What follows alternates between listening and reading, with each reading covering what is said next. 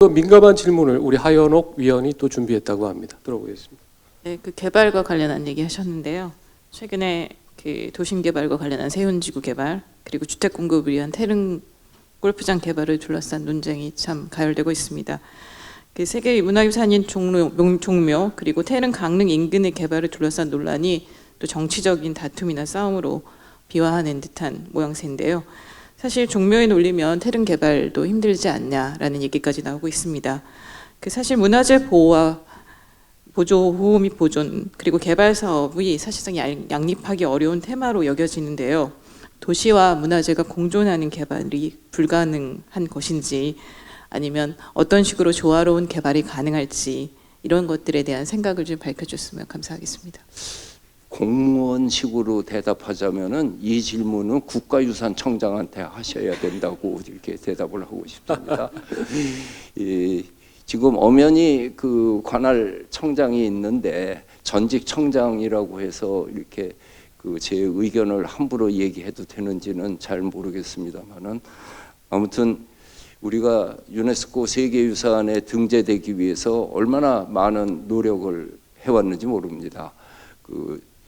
그것이 그 쾰른 대성당 같이 위험 지구로 해가지고 해제 위기를 받는다고 하는 것은 참 어리석은 일이 되는데 그렇지 않은 범위에서 개발은 개발대로 하고 우리가 지킬 건 지킬 수 있는 방법은 또 슬기롭게 찾을 수 있다고 저는 생각을 하고 있습니다.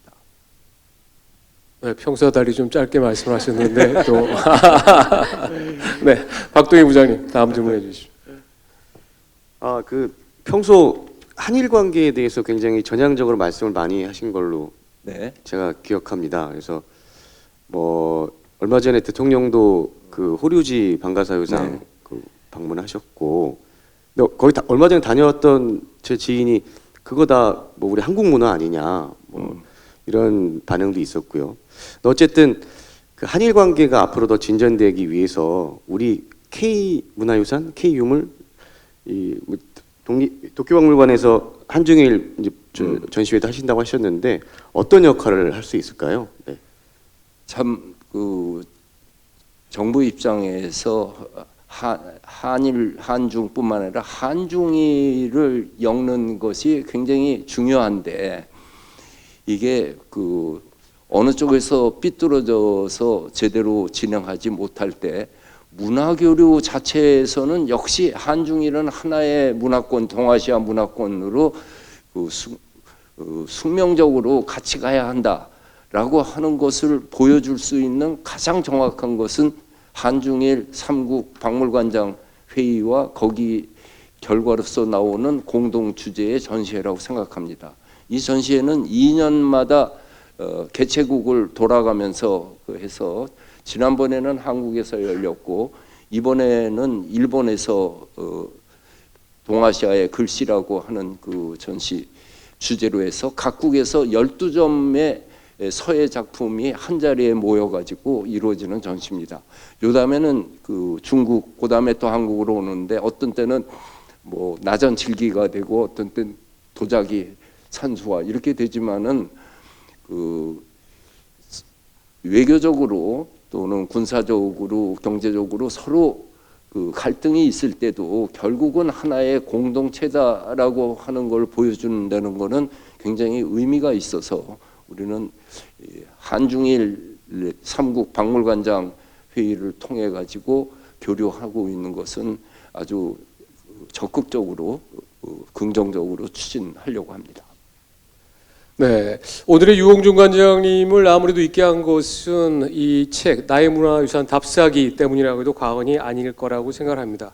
제가 이 책에 써놓은 걸 보니까 이 책이 93년 5월에 초판이 나왔는데 제가 군대 마지막 휴가 나오면서 93년 7월 16일 날 산 걸로 하나 기록이 되어 있습니다. 특히 저는 87학번인데 대학교 1학년 때 농아를 강진 해남으로 갔었는데 가장 첫 번째로 여기를 선택을 해주셔서 그게 또 하나 구입해서 보고 애독자가 된 계기가 됐는데 이 관련된 얘기를 조금 더 나눠보도록 하겠습니다. 하연옥 의원님 부탁드립니다. 네, 사실 나이문화유산 답사기는 저도 대학 시절에 많이 봤었고 제 책꽂이에도 여전히 꽂혀 있는 책입니다. 사실 그 공전 히트를 기록한 것뿐만 아니라 자연유산이나 이런 것들, 한국 문화재에 대한 관심을 제고했다는 측면에서 굉장히 의미가 있는데요. 그 사실 일바디의 입장, 독자 입장에서 궁금한 것 중에 하나는 그 30년간 500만 부가 팔렸다고 하는데 인쇄가 어느 정도인지 궁금하기도 하고요. 그 아까 말씀하셨던 것처럼 그 부여에 한 800점 정도의 그 민속 기증품 서화 등을 기증했다고 하셨는데 인쇄로 구매를 하셔가지고 하신 것인지도 궁금합니다. 그리고 그 덧붙여서 이제 마무리하지 못한 나의 문화유산 답사 국내편에서 어떤 내용을 다루게 되실지도 궁금하고 혹여 보완을 하거나 순서 같은 것들을 좀 바꾸고 싶은 부분이 있으신지도 좀 알고 싶습니다. 저 나의 문화유산 답사기가 베스트셀러가 되리라고는 상상을 못한 그 책이었습니다. 아시는 분은 알겠지만 그 책은 월간 사회평론에 원고료 못 받고 쓴 글인데 결국은 그 단행본으로 나와가지고 그 1년 만에 100만 부가 돌파를 돼서 처음에는 인쇄 받으면은 그 집사람하고 7대 3으로 놀았었습니다. 그랬는데 이게 많아지니까 그 집사람이 8대 2로 바꾸자고 그래가지고 8대 2가 됐다가 나중엔 이거는 그냥 저 정기예금으로 묶어두자고 그래가지고 그 정기예금으로 묶어가지고 그 독일 자물통으로 잠궈놨어요, 마누라. 이 독일 자물통 보시면 한 6번 돌려야 열리잖아요. 그게 저도 얼마인지 몰랐습니다. 다만 우리 집사람한테 받아서 누구한테 써도 저 처갓집에 주던 친구를 주던 뭐 해도 좋지만은 증권하고 부동산만 안 한다고 하는 것이면은 이거를 그냥 묶어두자. 그래서 얼마인지 몰랐는데 이번에 공직자 재산 등록을 하는 바람에 나도 얼마인지 알게 됐습니다. 그 액수는 여기서 말하는 것보다 여러분들이 찾아보시면 네, 저희가 공직자 재산 등록 목록을 확인하겠습니다. 네, 제 상상을 초월하는 현직 그 정부 관료 중에서 현금은 제가 제일 많은 사람으로 되어 적이 있습니다. 있는데 예금이 많고 특히 사모님이 더 예금이 많았던 걸로 기억이 납니다. 그게 혹시 8대 2가 중요한 집사람이 다 가져갔던 거였고요. 그리고 제가 무지하게 많은 강연을 했잖아요. 그 강연하는 그 강사료를 저는 그쪽에서 제시하는 대로 받았지만은 우리 사회가 갑자기 강사료가 높아져 갔어요. 기획사들이 생기면서 그전에는 각 기관에서 자기들 예산으로 뭐 30만 원, 50만 원 하던 거가 그 강사 기획사들에서는 초청하기 위해서 자꾸 올리고 그다음에 이제 차등이 생기면서 적지 않은 강사료를 받은 거는 제가 아까 얘기했던 그 박물관에 필요한 것들 이렇게 사서 주고 해왔던 것이 굉장히 기뻤어요. 그리고 그 돌아가신 제가 존경하는 선배한테 들은 인생 교훈이 남에게 줄 땐 좋은 걸 주라고 그러더라고요. 차라리 주지 말든지 줄 때는 그가 꼭 필요로 하고 좋은 것을 주라고 하는 게 있어서 이거 예를 들면은 임진왜란 때 형제들이 급히 피난을 하는 형제 난급도라고 하는 그 그림이 있는데 이거는 진주박물관이 임진왜란 박물관에 꼭 필요로 하는 거예요. 근데 그 책값이 30만 원뿐이 안 합니다. 그래서 그거를 사가지고서 주고 하는 식으로 또 제주도에 관한 그 영국에서 만든 해심 측정도 같은 거는 그거는 300만 원이었지만은 그래도 이거는 꼭 필요로 하니까 내가 완당평전 추사 쓰면서 인용하고 나서 거기다 주고 했으니까 꼭 이 박물관에 기증을 하는 것이 돈으로 줬을 때는 아무 의미가 없지만은 그 집이 필요로 하는 것을 내 안목을 곁들여 가지고 하는 것에는 의미가 있으니까 지금도 이제는 박물관장이 됐으니까 뭐 있으면 이제 예산을 편성해서 이렇게 사면은 되겠습니다만은 그렇게 그 어떤 면에서 즐겁게 제가 사용을 했던 것 같아요. 지금까지 관장님께서 일반 박물관에 본인이 기증하신 게 그게 수백 점에 약 27억 원에 달한다라고 하는 얘기를 들었는데 그게 그 정도 액수? 저 부여의 그 부여가 역사 고도 아닙니까? 근데 부여에 국립미술관이 없어요. 그래서 그동안에 제가 저 부여에 나중에 은퇴하면은 살려고 세컨하우스를 지어놓고 부여 군민이 되어가지고 그 부여를 위해서 뭘 할까 하는 중에 이제 유홍준과 함께하는 부여답사가 1년에 4번씩 열려서 60회까지 하고 이제 관장이 돼서 중단했습니다만은 퇴임하면은 뭐 가서 또 할 겁니다. 부여와 백제에 관한 그림과 글씨들을 모아서 해마다 전시를 했어요. 그러고 보니까 박물관에는 진열되지 않은 우리들이 필요로 하는 유물이 하나 있습니다. 그거는 민속품에서 생활 민속품, 팔도 반다지, 개다리 소반, 호족반, 밀양, 또 통영반 이런 소반들만 모아놓은 거라든지 또 가야 토기에서부터 그 고려 토기까지 질그릇이다. 이런 것들의 삶의 채취, 생활의 발견 이런 것을 한 것을 지난 12년 동안에 해마다 전시회를 했는데 지난번에 우리나라 고지도와 서양 고지도에서 코리아를 그린 그 고지도를 그동안 외국에 나가면은 하나씩 사왔던 것을 합쳐서 한 60점 전시를 했는데 그때 그 부여 군수가 인사말에다가 저에게 감사하는 뜻으로 그거를 기증받은 것을 고미술 감정위원회 감정 평가한 액수를 공개를 한 게 근데 우리 집사람 모르는 사실인데 지금 이렇게 확실하게 해주셨네요. 예. 지금 시간이 거의 한 5분 10분밖에 남지 않아서 박동희 부장이 또 질문을 하고 플로에서 나온 질문이 있어서 그렇게 해서 좀 마무리하는 쪽으로 가겠습니다. 그 관장님이 말씀해주신 것 중에 아주 크게 유행이 된 게 거미불루 화이불치. 네. 얼마 전에 아주 중요한 재판에 재판장이 언급도 하셨고 네. 미용실도 네. 있다고 해서 네. 그래서 어떻게 보면 그 말씀이 우리 사회의 안목을 굉장히 높여줬다고 생각이 드는데요. 뭐 뻔한 질문이긴 합니다만 안목은 어떻게 길러지는 겁니까? 특히 AI 시대에 우리 사회가 지켜야 될 가치를 또 만들기 위해서는 어떤 안목을 가져야 되는지. 아이고 저 미술에 관해서만 얘기한다면은 좋은 작품을 좋은 선생님하고 보는 겁니다. 근데 그 선생님은 인간이 아니고 책인 경우가 많습니다. 저도 군대 있을 때부터 나는 앞으로 한국미술사를 공부하겠다고 해서 휴가 나오면은 이동주 선생의 한국회화소사를 문고판을 들고 박물관에 가서 그 책에 쓰여 있는 대로 나도 느끼려고 그 노력을 상당히 많이 했습니다. 근데 그것이 결국은 상대평가를 많이 한 사람이 절대평가를 잘한다고 하는 것을 나중에 가서 알았습니다.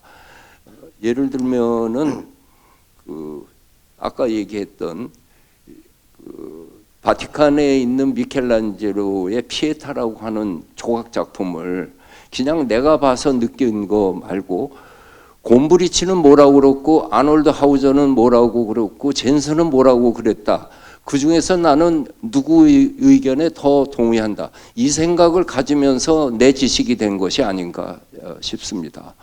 그러니까 내가 그냥 느끼는 것만 가지고서 안목이 높아지는 게 아니고 그것에 대한 앞사람 또 안목 있는 분들의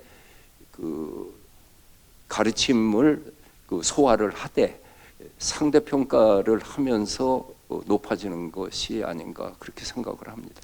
네, 유홍준 관장님 모시고 사실 하루 뭐 며칠을 아마 다 해도 여러 가지 질문이 이제 나올 것 같은데 시간이 좀 한정돼 있어서 플로에서 나온 질문 중에 좀 의미가 있는 것 같아서 이걸 좀 여쭤보고 그리고 좀 예정된 포럼을 마무리할까 합니다. 임종건 전 서울경제신문 사장께서 질문을 해왔는데 최근에 좀 또 많이 이 논란이 좀 되고 있죠.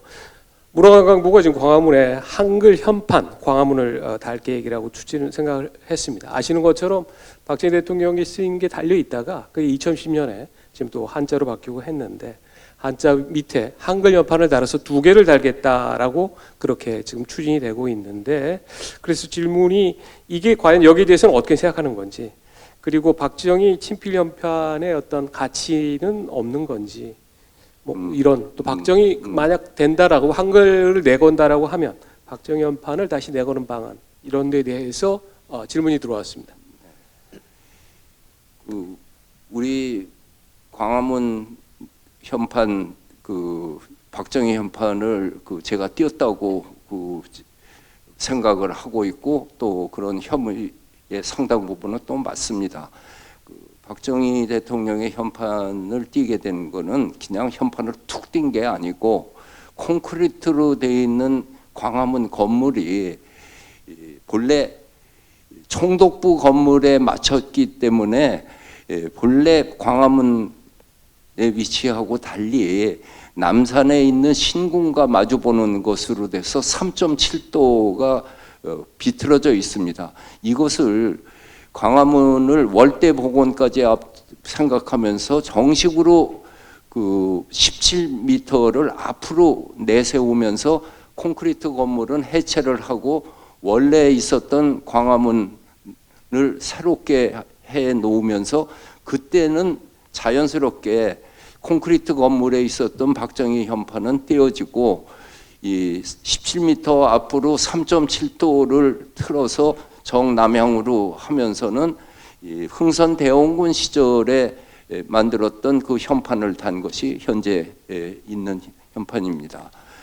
근데 광화문 월대까지 복원되고 광장이 만들어지면서 사람들이 또 외국인 관광객도 많이 오는데 그 광화문이 한자로 쓰여져 있으니까 한글로 바꾸자고 하는 안들이 계속해서 한글 학계를 비롯해 가지고 그 여론이 그렇게 쭉 추진됐지만은 현판을 전통적으로 온 것을 띄고 한글로 해석한다고 했을 적에는 여러 가지 그 논의가 생길 수가 있잖아요.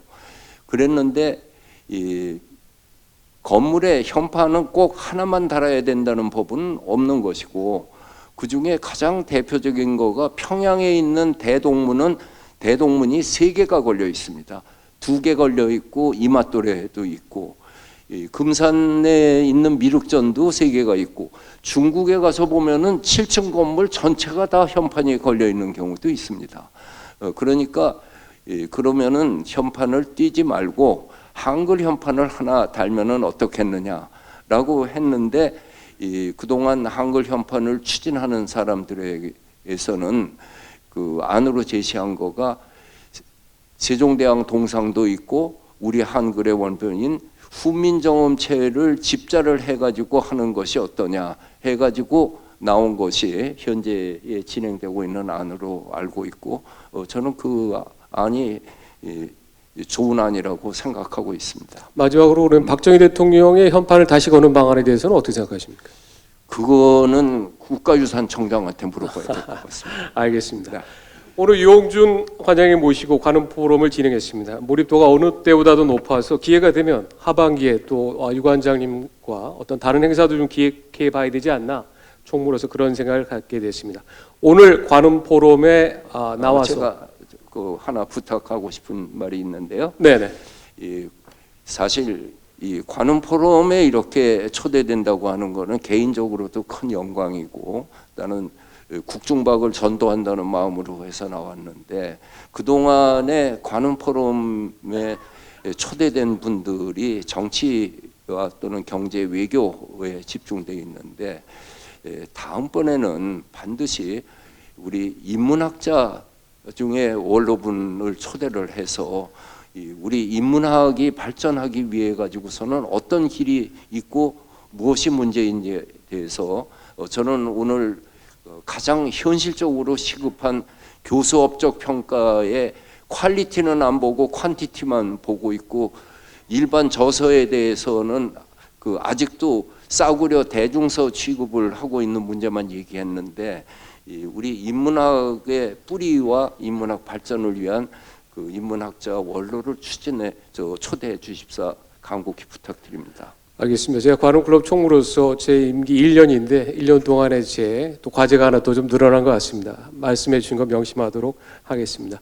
오늘 나와서 열정적으로 또 강연해 주시고 또 1시간여 동안 가감 없이 진솔하게 질문에 응해 주신 유홍준 관장님께 큰 박수 부탁드립니다. 네, 이상으로 관훈 포럼 마치겠습니다. 고맙습니다.